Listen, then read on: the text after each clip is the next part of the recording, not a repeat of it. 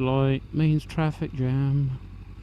Guarantee the second I click into neutral, this will go back to, yeah, I'll go back to amber. Just about a click. It's only a very short roadwork, so no big deal. Good morning, good evening, whatever it is, wherever you are, YouTube. So, spotted something earlier, shooting another motovlog.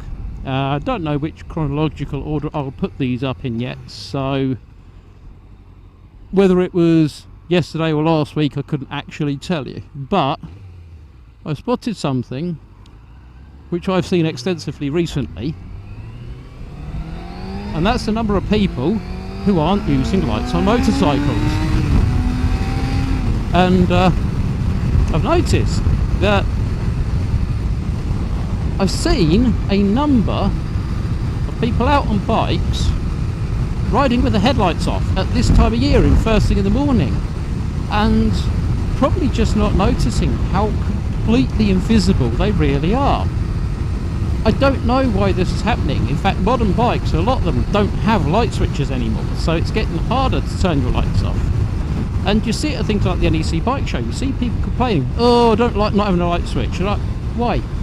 There is no detriment, there is no downside to having your lights on. It uses, assuming you've got a bike like this, and modern bikes aren't even wired up like this, I've got 110 watts on the headlights and 42 watts on the tail lights. So I've got 152 watts going on, you know, 255 watt bulbs and 221 watt bulbs. And I'm probably going to come straight and tell me I've got my mental arithmetic wrong. But yeah, so I've got, I called it 250 watts burning. That's not a significant amount. That's just not enough to offset the visibility.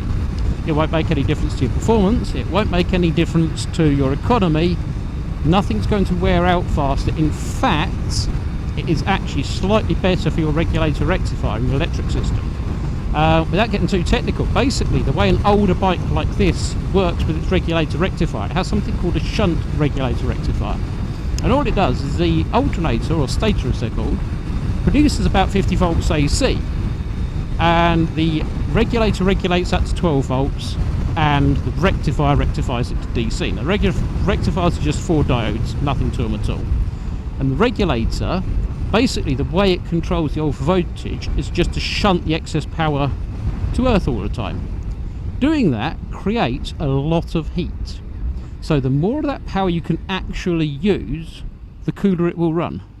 And that's better for its life. All electronics prefer to run cold than hot because they run more efficiently. There's less resistance. And a perfect example of that is MRI scanners. They run to have a big 3 Tesla magnet and to have it actually run effectively as an electromagnet.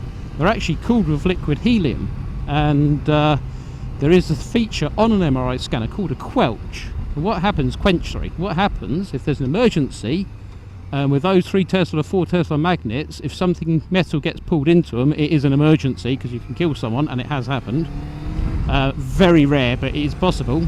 There's a dirty great big button, and what happens if you hit the button is it heats up an element in the helium tank. That raises up the pressure because helium, like most gases, expands under temperature. And a burst disperses, it vents all the helium out, and that puts the resistance on the electromagnets through the roof and breaks down the magnetic field almost instantly. The whole process happens in a quarter of a second or so. So actually, running with your headlights on is using some of this surplus electricity. It actually extends the life ever so slightly of your electrical components. So there's no benefit in fuel economy, there is no benefit in anything really, no benefit in performance, there is no benefit in electrical system life by running with your lights off. What you are is harder to spot, what you are is less visible, less safe, and it's simply not a good idea. And I have seen a noticeable increase in this practice in the last 2 or 3 years, and it baffles me. I don't know why that's the case. And yeah, if you're a new rider, all I'll say is put your lights on and leave them on. Bikes will shut the lights off when you turn the ignition off. You're not going to flatten your battery, it's not going to affect your starting. If having your lights on is making your battery run flat, there's another problem somewhere else. Fix it before you get hit.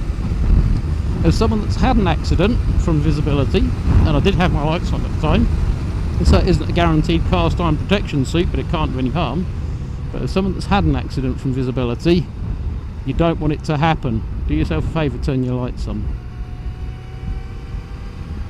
If you like these videos, hit the like and subscribe button. We are just crossing, as the Americans would say, the county line. At some point on this road, it doesn't actually state where, we have in fact left Buckinghamshire and entered Bedfordshire. Well, I say this road, it might be the road I'm on when I turn left. But there you go, Shire Counties in autumn.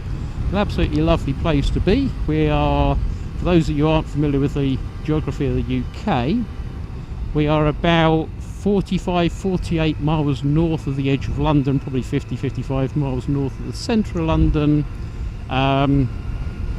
We are effectively still in what's known as the South Midlands, starts about 25 miles north of us, and you know, so this is still very much classed as south, albeit the north end of the south, and not a million miles off dead central in the country. We are slightly towards the east, but not by much. So yeah, there we are. This is the home counties. These are lovely little sleepy villages on this Saturday afternoon. It's very windy, so I apologise if there's been a lot of wind noise, but it is still, despite the wind, a nice day for a ride. Probably getting towards one of the last ones I can do this year. But we'll keep some videos up. We've got some drag bike progress coming up soon. We're going to be pulling apart the engine. It's got some plans on route which aren't very secret, so it's going to be big board out to 1109cc, up from 1052 that it is now. It's getting Wiseco forged pistons, it's getting max speeding, forged I-beam conrods, balanced bottom end. It's going to get some head work, it's going to get the cams degreed in, and a nitrous oxide system as well, and that's going to leave us with something that's going to be deep into the nines, and we're probably going to have to start backing back off again, which is where we want to be for our bracket racing class. So there'll be some videos coming up of that. In the meantime, hit the like and subscribe button, and we'll see you soon.